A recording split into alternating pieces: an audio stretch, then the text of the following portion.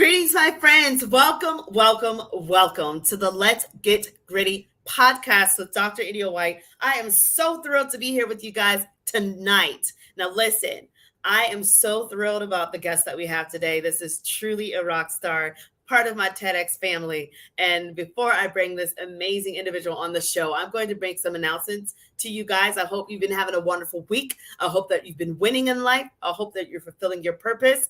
Just know that the best is always yet to come for you. So with that said, I'm going to first start out with some announcements. So first off, the Let's Get Gritty podcast with Dr. India White will be featured on Swain Girl Media Channel, hosted by Precious Swain. Thank you so much, Precious, for this wonderful opportunity on Fire Stick, and you can listen to it on Apple Tunes and things like that. In addition, I want you guys to check out my website whenever you get a chance for blogs, books, and to schedule me for your next speaking or coaching event.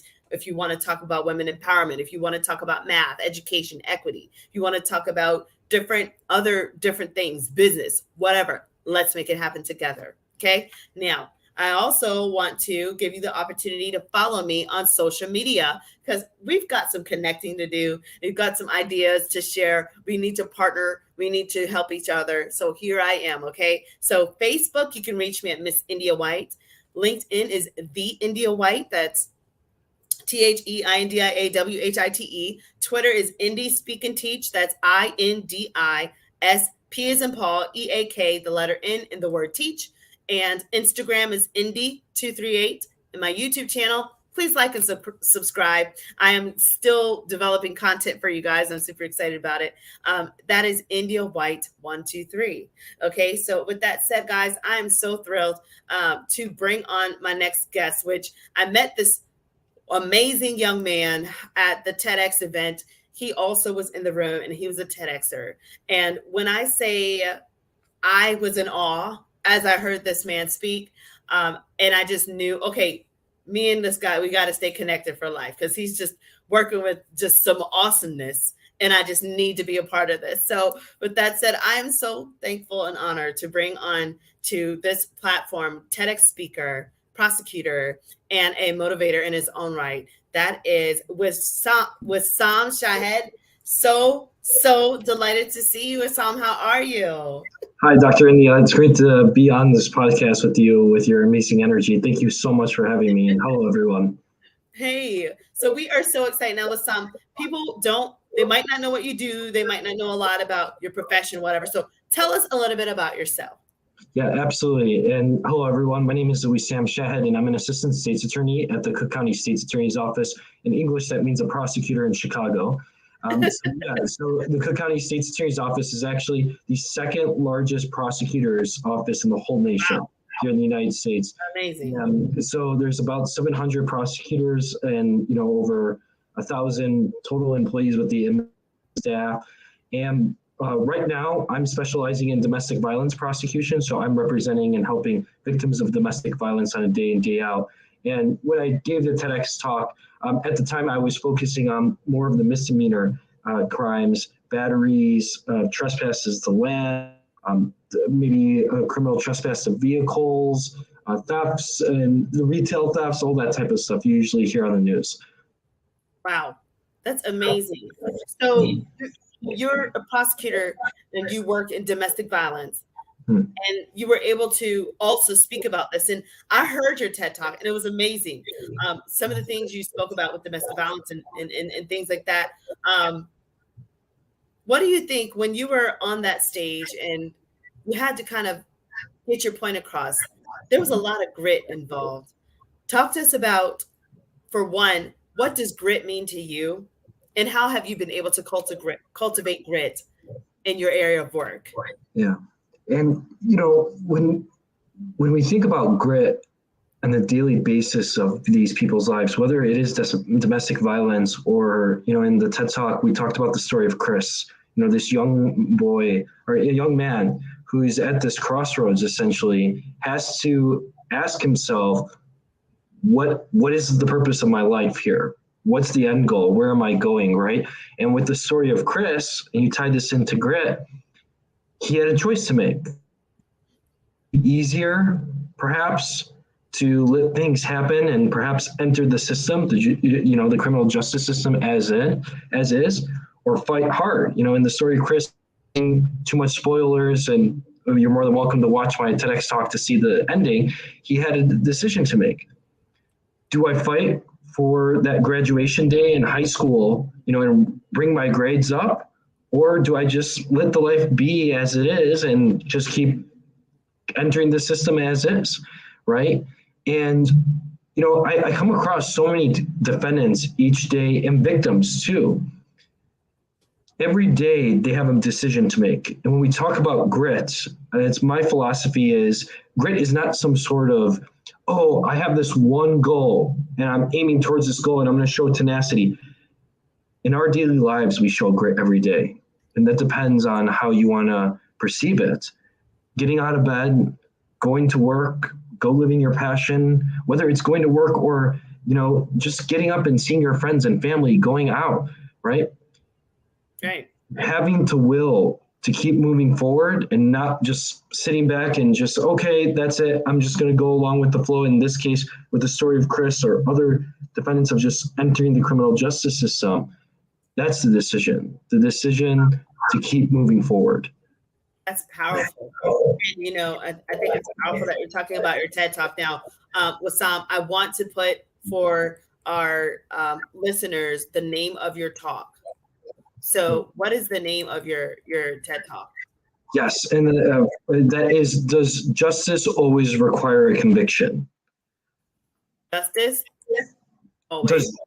Does justice always require a conviction? So does justice always require? Y'all better go listen to this. I'm telling you, it will change your life. It was one of the most powerful talks I've ever seen. Thank you, Dr. India. Thank you so much. It was humbling. Yes. And so talk about the grit that it took for you to actually plow through your TEDx experience. Well, it helped riding the waves of positivity that was shown in the room. Honestly, everyone was so supportive during that moment and, afterwards. But no, it definitely, let's not pretend, compiling it, working on it, polishing it, and, actually sharing this message nationwide was truly humbling. But we're not going to pretend that it was without its difficulties.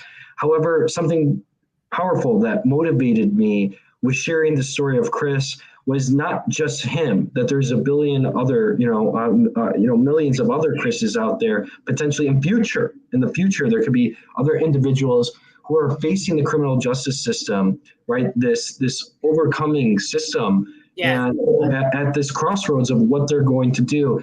And it's not just for the individuals like Chris, but I hope that it could serve as guidance to some of my colleagues or other individuals who are aiming to one day join the system, whether it is being a prosecutor, public defender, judge, law enforcement, whatever it may be.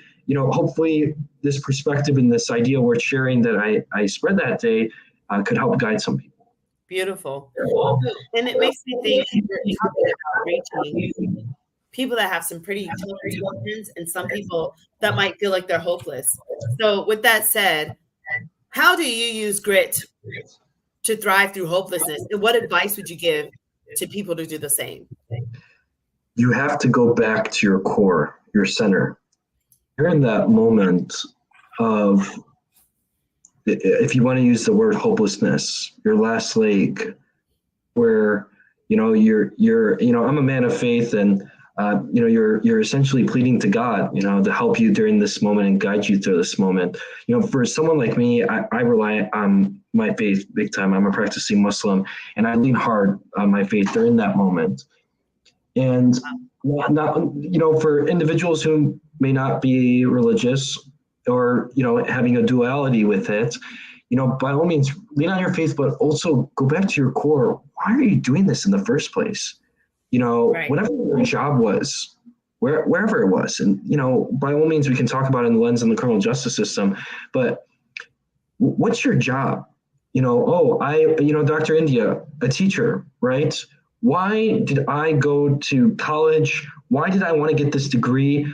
because, I obviously wanted to teach, or, maybe I want to become a doctor, a lawyer, engineer. We can go on and on. Why did your initial self want to go there? The reason exists, right? And it's totally okay to fall off with interests or things like that. But forget about work entirely. Maybe you're doing something nonprofit related, helping people. What's the root cause? You need to go back to that, because that's what motivated you, and that's what's going to get you through this. And hopefully, if you do have faith in your life, lean on that as well. With these two combined, you'll be unstoppable, even during those times. Wow. And that's so powerful that you're saying this, and I'm so grateful that you're saying that, because sometimes we forget to go back to our core because of all the ways of life, and we're just like being tossed to and fro, trying to figure out what our purpose is. And like you said, some people aren't even getting quiet enough. Like when I went into education, I got quiet. I was at University of Florida, and I was actually playing the piano, and I was kind of just talking to God, and I was actually letting God know that I was tired of majoring in math because it was too hard. And that's it.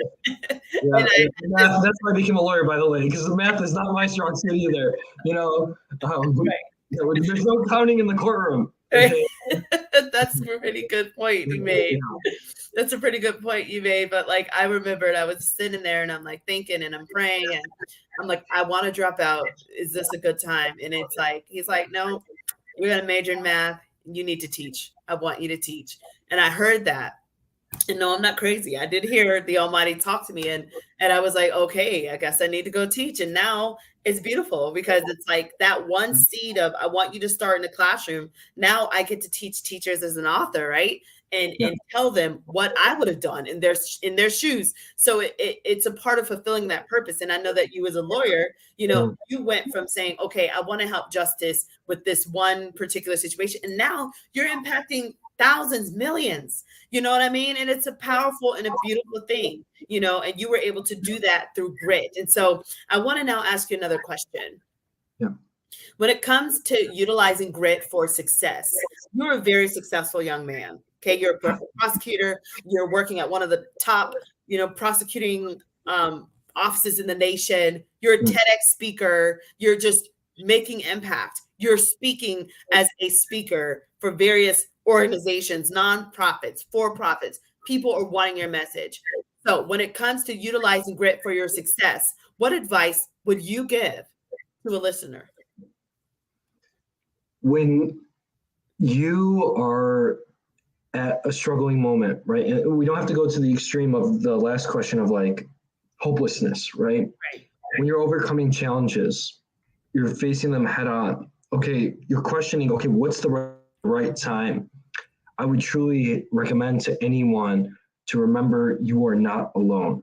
You are not alone, right? Wow. You have your family, you might have your friends, but more crucially at this moment, by all means, rely on them. This is your village, so to say, right? Mentors, right? People ahead of you who've gone through this path that you've gone. And perhaps you're going through a new innovative path that none of your family, friends, mentors, anyone have ever come across. But still, relying on those around you, right? This is its own type of grit. Yes. You cannot, no human, doesn't matter how successful, how big, bad you are, no one can overcome this world alone. It's impossible. It's impossible. But you know how you can, is with those around you, your loved ones, your family, your friends. But more importantly, is like when you're on this path and you know where you're going and you have people ahead of you who've already gone through it, lean on them, ask them these questions, right? Ask them for these pivoting moments. And even people who haven't gone on this path, if it's an innovative or not, still lean on them, because they're going to think of something that you didn't even know even existed, some sort of idea you couldn't even conceptualize because they come from a different background. That's beautiful. It's the power of just connecting. Yeah, it's the power of getting people different from you, an opportunity to be in your life, to really make things happen. So now I want to ask you a question, taking that same thought. Talk about a time, a professional time when you had to use grit.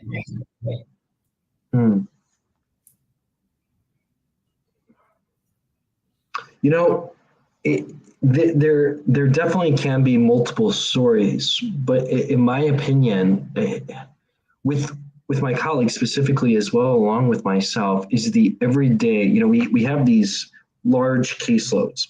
So specifically right now, I'm assigned to the #1 volume misdemeanor domestic violence courtroom in all of Cook County, and the whole County State's Attorney's Office.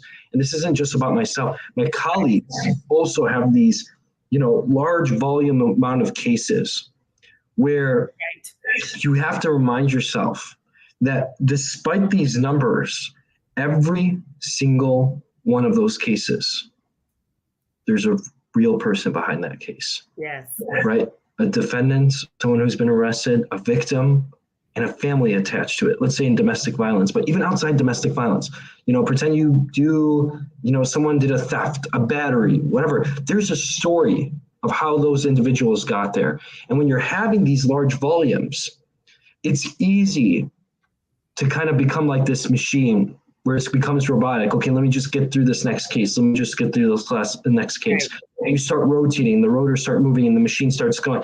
You got to pull a plug on that mentality. Yeah. And this is where the grit comes in. When you have to resist and fight back against that machine mentality, right? And it's difficult, even for myself, I'm going to say, where you have this large volume, it's so easy to give in and just think, okay, I'm just going to go through this as fast as I possibly can. And you kind of lose sight in a hot second of that humanity aspect where there's these real people behind this file that you might have, right? Where whatever happens to both parties could just change their outcome of their lives and trajectory forever, right? And for you, or for a prosecutor or just someone in my field, they can just think it's just another file. I have X amount of more cases to go, right? So you use that grit to fight and resist against that energy that's there. It's every single day. Wow, that's so powerful. That is, and I'm thankful that you care enough about the individual behind those cases to do that. So I thank you on behalf of so many people that are undergoing some tough situations like the ones that you've mentioned. And so, and this makes me think now too of, your journey as a leader and even as an educator, because as a speaker, you are educating people in your field. You educated me a lot in the TEDx audience, a lot when you were speaking about the work of a prosecutor in the criminal justice system. And I did a good job. If I'm educating you, the educator, that means that I did a good job. Now I'm satisfied. If I educated the teacher, I'm good to go now, Dr. India.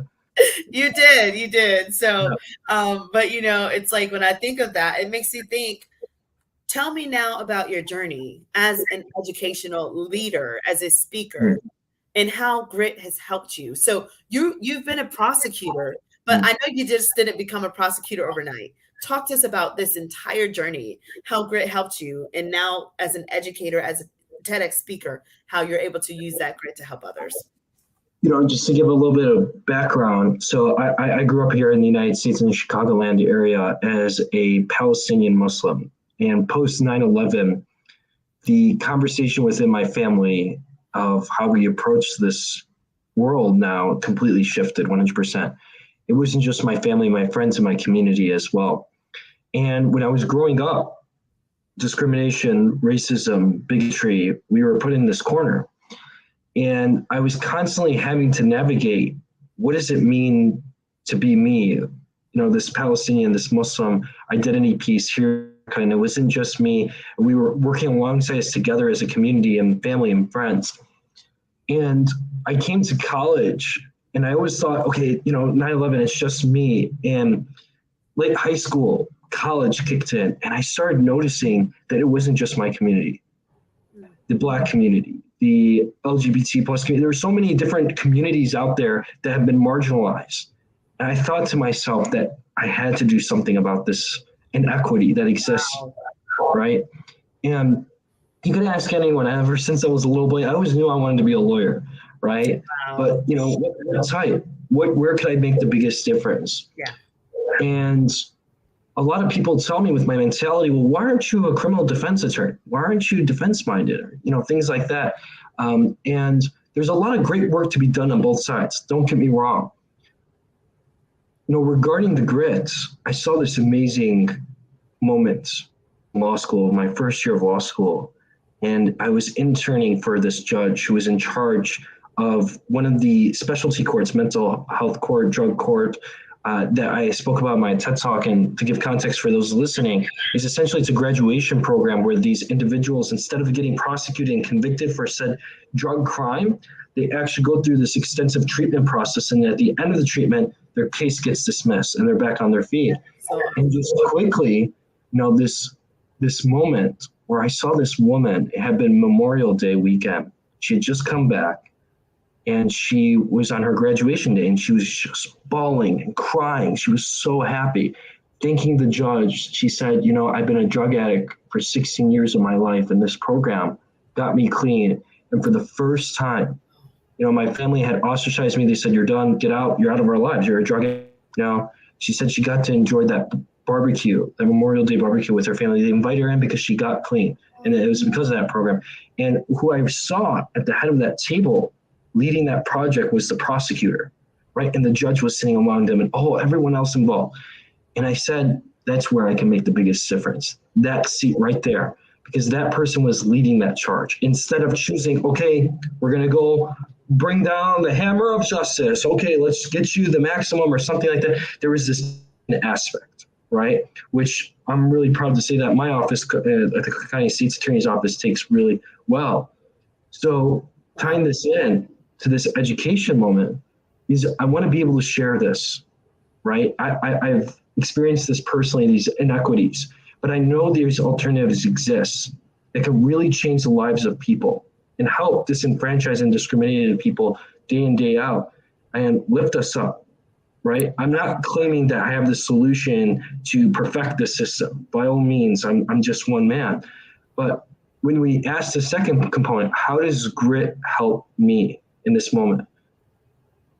When I see stories and moments like that woman, right? Here I am talking about this years later, easily later, right? And it's still embedded in my head. And stories like Chris, where I see these people, despite the overcoming odds, seeing them, who am I to ever think to myself, whatever, I'm going to give up. When these individuals who've gone through maybe even more than I have, they inspire me, Dr. India. They are the ones who inspire me to keep moving forward.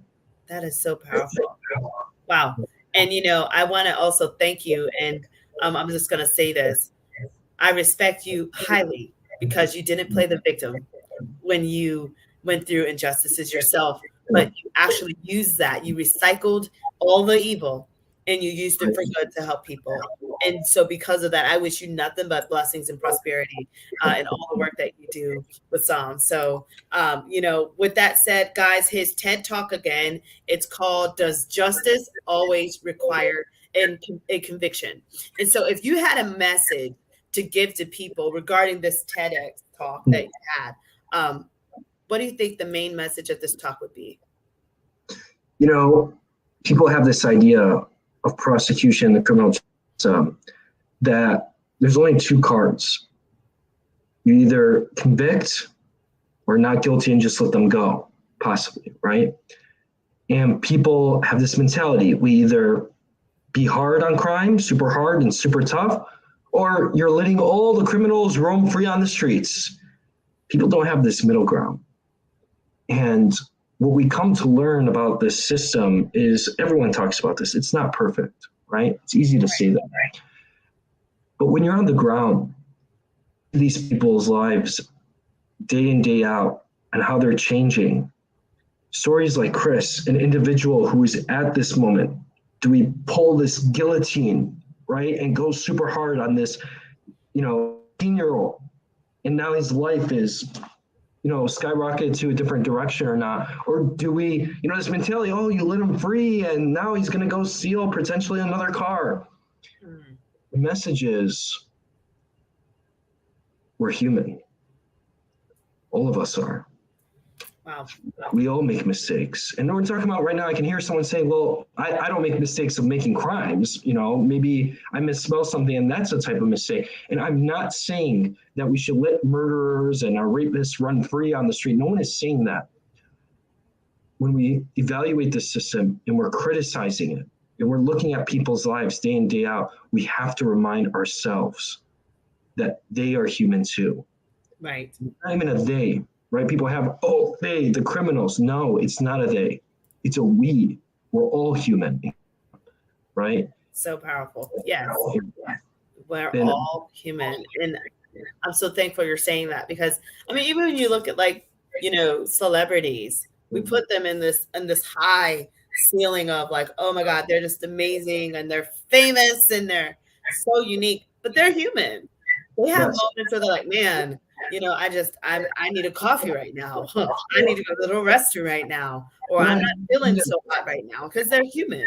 right. And I know it's a bit off topic, but like, why do you hear of like, the most people who end up taking their lives, right?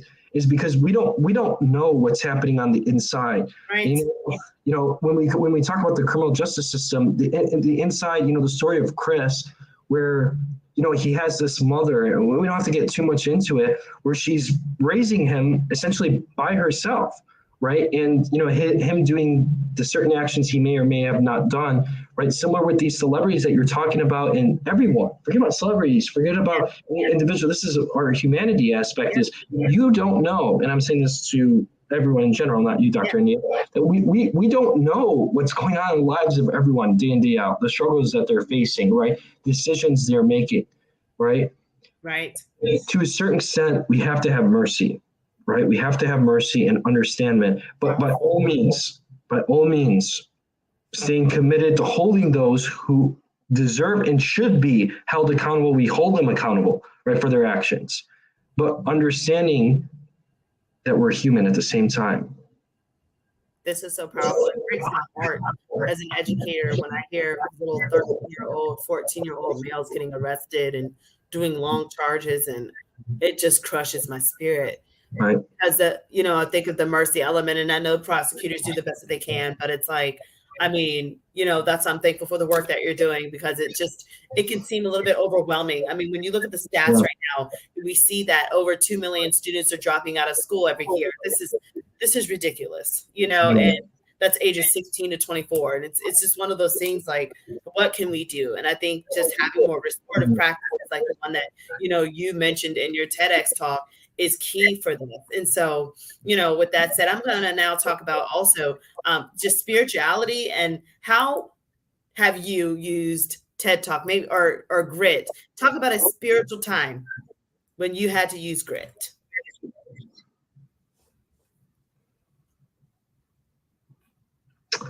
That's a powerful one, because I really rely on my religion 24/7. And I respect that. One specific moment that might stand out. I'm just. Do you think does it have to be professional, or could it be personal at the same time? It could be personal. It's a spiritual time, whether personal or professional. Whatever.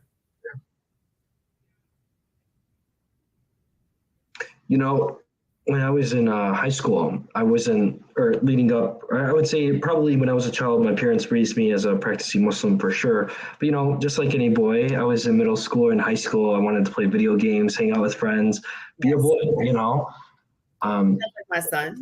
Yeah, and there's nothing wrong with that at the same time, right? Let the boys play. But at the same time, I remember I had joined speech team, and, hence wanting to be a lawyer. And this was really one of the biggest moments of where spirituality started kicking in, and my faith. I was working so hard, Dr. India, as a junior in high school to, become this great speaker. And it just wasn't working. No matter how many speech tournaments I went to my junior year, I wasn't getting ranked. I wasn't getting placed, and I was trying my hardest and getting taught from the best and all this stuff. It just wasn't clicking, no matter how hard I tried. And I just remember at the end of the junior year, it was like this big tournament, huge conference, and I had never prayed by myself, like just out of the goodness of my heart, to be like, okay, mom and dad aren't saying, oh, it's time for prayer. Just me walking in by myself, the first time I said, God, I'm hoping to do well in this. And, I know we haven't really spoken too much, essentially in my, after I had just prayed to him, I said, listen, I don't need to get first place, but maybe second place or third place or something like that. Wow. And that tournament I placed. And the moral of the story is it caused this domino effect, right? When we talk about when did you use the spiritual time to do grit, right? I've been trying this whole time without that spirituality. I wasn't going anywhere with it, right? And the second I asked for that help from, and outside of the professional world now, I'm talking about my personal self. Yes. And God, I knew he was in my corner. And from that point on, I became very consistent in practicing. And I realized just with him backing me, forget about my professional, forget about careers or anything. I knew just anything I could want to achieve or want to do to help this world. I knew with his backing, I could do it. That's so powerful. And it's so true. And it, in my life, when my brother passed away, I had I didn't know what to do. I was actually homeless at the time, and I remembered going to visit my mom when she was alive and visiting my family. And I remembered at that time, it just didn't go well. The visit didn't go well. There was some dysfunction. And of course. And so long story short, we were all trying to deal with grief in our own ways. And I remember thinking, okay, I'm homeless, which who wants the stigma of homelessness when you've been in the home the entire time and you had a 4.1 GPA? Come on, right? But long story short, so I'm sitting there like dealing with the stigma, dealing with, I've got final exams in 2 weeks. How am I going to get through all of this? And nobody wants me. I had that message of rejection. And I remembered I pointed to the sky, Wesam. I pointed to the sky. And I said, God, you're my God. I don't know how I'm going to get through this, but I know you'll see me through this. And I told him, I said, if you can get me through this, I know you'll get me through any chapter of my life. And I was talking about my brother's death because my brother and I were peanut butter and jelly. My brother Timmy and I, we were inseparable. It was so bad at his funeral.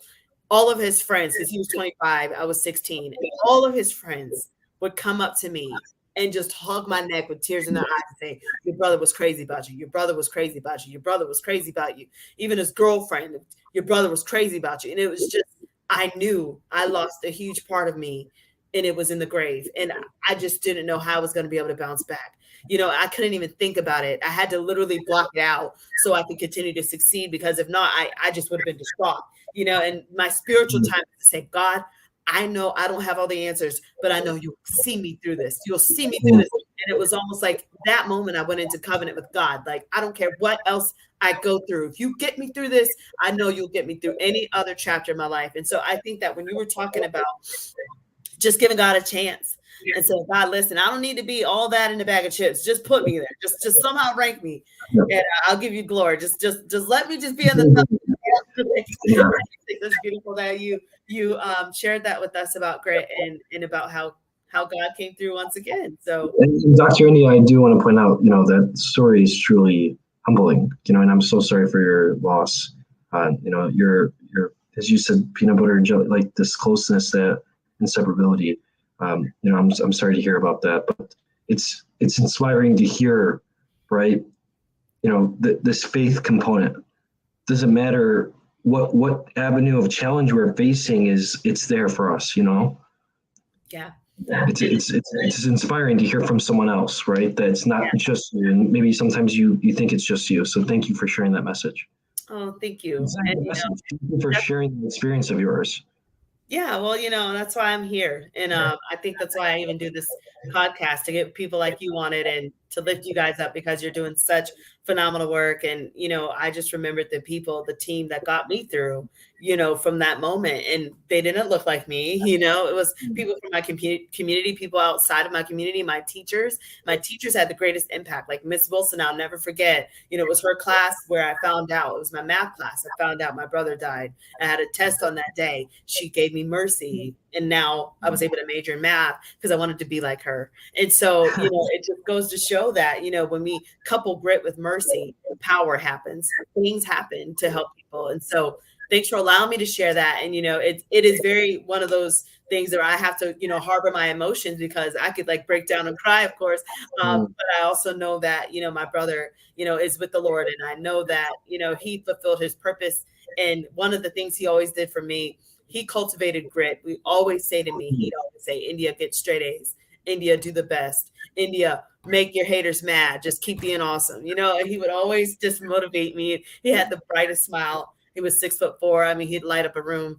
Timmy was really an amazing person. And so I feel that, even doing podcasts like this is just a part of his memorial, and it's a part of honoring who he was when he walked this earth. And so with that said, grit is what it's all about, Wesam. And to those that are listening, if we have grit, we can get through grief. And I talked about that in my TEDx. When you have grit, you'll get through grief. You'll get through whatever life throws at you. And so with that said, Wesam, I want to turn it back to you.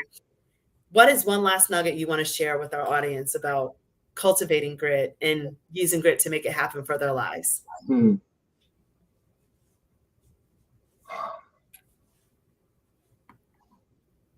There's going to become moments in our lives, right? And I'm not going to go back to that helplessness mentality. You're going to be unstoppable. You're going to feel like you're on cloud 10. It's going to be incredible moments, right? Right. And we talked about the helplessness moment. Oh, how do we overcome helplessness? But I want you to also forget about those highs, those incredible highs. When you've done something amazing in your life, whatever it may be, in your world, there's going to be individuals, Dr. India, like your brother told you, make those haters mad, when you're, projecting and branding yourself and doing things so well, is for those individuals listening, when you have your big high moment, at least in my opinion, it takes a certain amount of grit to stay up there and to remain in that high moment. Right. That when you're celebrating, it's easy for others to want to bring you down in that moment, right? And it's easy for others to make it seem like it's not that big of a deal, or a soft congratulations, right? I would say to you, show grit during those high moments and keep yourself high. Beautiful. Because you deserve that. You deserve that. And by all means, don't go too high where your head's too big, right? But what I'm saying here is show grit by treating yourself, celebrating yourself, and honoring yourself, because you deserve that just as any other person would in your shoes. And it doesn't matter if you're insecure, it doesn't matter if you don't think you're worth it or worth to celebrate that moment, because you are. Show grit by celebrating yourself. Show grit by honoring yourself, truly, because you do deserve it. And I do want to end off by saying to Dr. India, she's been praising me like crazy in anything. And I want to say thank you for having me. Her TEDx talk was amazing as well. And her story. And for those of you who don't know, she's got the cutest son in the world. I'll tell you that right now. For those of you who don't know, and I tell you this all the time, Dr. India, with a mother like you, he's going to be bigger and better than both of us combined, Thank you. And I just want to say thank you to all those listening, and I hope we were able to share some positive messages and powerful, inspiring messages today. Thank you so much, Wesam. That was very nice and kind of you. I appreciate your kind words. And so, of course, listen, I already know you guys are going to want to stay connected to Wesam. Who doesn't, right? So, Wesam, tell us, help us out. How can we reach you on social media or via email so we can get you on those platforms, on those stages, so people can ask you questions about the work that you do? They want you to come in to speak, or they want to consult with you. How can we reach you? Yeah, and thank you, Dr. India, for asking. Now, if you're asking on the professional lens or personal lens, feel free to reach out to me via LinkedIn. Just type in my first and last name, and happy to connect on LinkedIn for any type of speaking engagements, conferences, anything of the sorts, and just want to make a new friend. Happy to do so. And I'm also excited to learn from you all at the same time.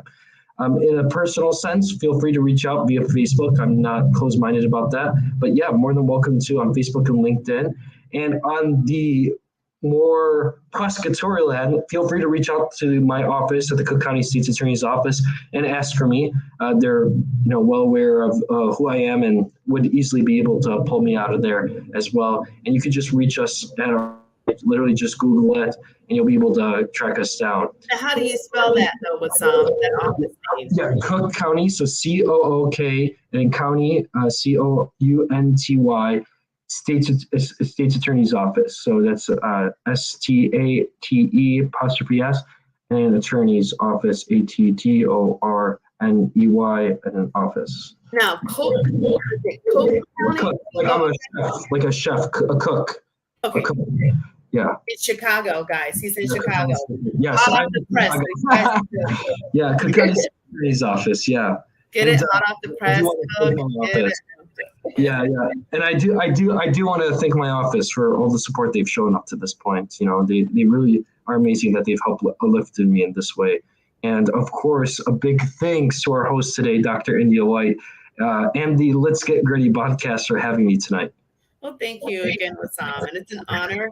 Again, guys, this has been a blessing to have Wesam on the Let's Get Gritty podcast. And if you guys are interested in joining the podcast, please email me a photo and bio to india.white.123@gmail.com. So with that said, Wesam, thank you. Thank you for the work you do. Thank you, Dr. India. Thank you, Dr. India, for the work you do. And thank you for having me. You're welcome. So, guys, we'll see you next time. Until then, stay gritty. Take care, guys. Take care, everyone.